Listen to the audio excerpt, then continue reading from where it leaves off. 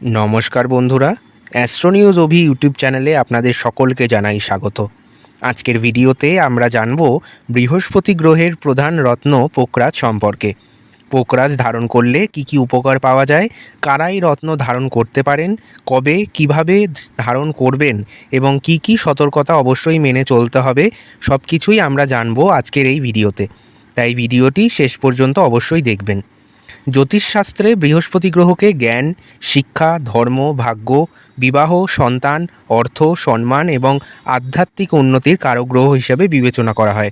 যদি জন্মকুণ্ডলিতে বৃহস্পতি শুভ অবস্থানে থাকে তাহলে জীবনে উন্নতি, সৌভাগ্য ও সম্মান বৃদ্ধি পায়।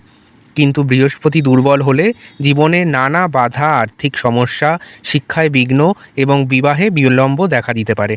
এই কারণেই অনেক ক্ষেত্রে অভিজ্ঞ জ্যোতিষীরা পোকরাজ ধারণের পরামর্শ দেন। পোকরাজ হল বৃহস্পতি গ্রহের অন্যতম একটি রত্ন, প্রধান রত্ন। পোকরাজ ধারণের ক্ষেত্রে ভাগ্যোন্নতিতে পোকরাজ ভীষণ ভালো সাহায্য করতে পারে।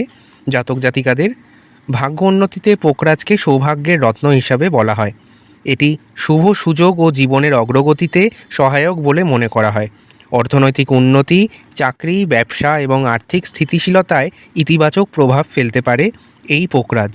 শিক্ষায় সাফল্য, ছাত্রছাত্রীদের, শিক্ষক, গবেষক বা উচ্চশিক্ষার সঙ্গে যুক্ত ব্যক্তিদের জন্য এটি অত্যন্ত শুভ রত্ন হিসেবে বিবেচিত হয়। পোকরাজ বিবাহ ও দাম্পত্য জীবনে, বিবাহে বিলম্ব বা দাম্পত্য জীবনের সমস্যা কমাতে অনেকেই জ্যোতিষীর পরামর্শে পোকরাজ ধারণ করতে পারেন। মানসিক শান্তি, আত্মবিশ্বাস বৃদ্ধি এবং ইতিবাচক চিন্তাভাবনা গড়ে তুলতে সহায়ক হিসাবে এই পোকরাজ রত্নকে বিবেচনা করা হয়। সম্মান ও সামাজিক মর্যাদা প্রতিষ্ঠার ক্ষেত্রে, সমাজে মর্যাদা ও নেতৃত্বের গুণ বিকাশের ক্ষেত্রে বৃহস্পতির শুভ প্রভাব গুরুত্বপূর্ণ বলে মনে করা হয়। তাই অনেক অভিজ্ঞ জ্যোতিষীরা এই পোকরাজ ধারণের পরামর্শ দেন। এবার আমরা জানব পোকরাজ কারা ধারণ করতে পারবেন সেই সম্পর্কে। যাদের জন্মকুণ্ডলিতে বৃহস্পতি শুভ হলেও দুর্বল অথবা জ্যোতিষীয় বিশ্লেষণে বৃহস্পতিকে শক্তিশালী করার প্রয়োজন রয়েছে, তাদের ক্ষেত্রে অভিজ্ঞ জ্যোতিষীর পরামর্শ অনুযায়ী পোকরাজ ধারণ করা যেতে পারে। নিজের ইচ্ছায় শুধু রাশি দেখে রত্ন ধারণ করা উচিত নয়। জন্মকুণ্ডলী বিচার করেই সিদ্ধান্ত নেওয়া সবচেয়ে নিরাপদ। বন্ধুরা, একটি বিষয় অবশ্যই মনে রাখবেন, পোকরাজ সবার জন্য উপযুক্ত নয়। জ্যোতিষশাস্ত্র অনুযায়ী নিচের পরিস্থিতিতে বিশেষজ্ঞের পরামর্শ ছাড়া পোকরাজ ধারণ করা একদমই উচিত নয়। যাদের জন্মকুণ্ডলিতে বৃহস্পতি শুভ বা কার্যকর ক্ষতিকর, তাদের ক্ষেত্রে পোকরাজ উপযুক্ত নাও হতে পারে। যাদের জন্মকুণ্ডলিতে শুক্র বা বুধকে শক্তিশালী রাখা বেশি প্রয়োজন, তাদের ক্ষেত্রে পোকরাজ বিপরীত ফল দিতে পারে। অনেক জ্যোতিষীর মতে শুধুমাত্র রাশি দেখে বা অন্য কাউকে দেখে পোকরাজ ধারণ করা একদমই উচিত নয়। জন্মকুণ্ডলিতে বিচার ছাড়া, অভিজ্ঞ জ্যোতিষীর পরামর্শ ছাড়া পোকরাজ ধারণ করা থেকে বিরত থাকুন। আগে থেকে অন্য কোনো জ্যোতিষীয় রত্ন পড়ে থাকলে নতুন রত্ন ধারণের আগে অবশ্যই তার সঙ্গে সামঞ্জস্য আছে কি না তা পরীক্ষা করে নেওয়া অত্যন্ত জরুরি। পোকরাজ একটি অত্যন্ত শক্তিশালী রত্ন। এই রত্ন সবার কিন্তু শ্যুট করে না, তাই পোকরাজ ধারণের আগে অবশ্যই অভিজ্ঞ জ্যোতিষীর পরামর্শ নিন।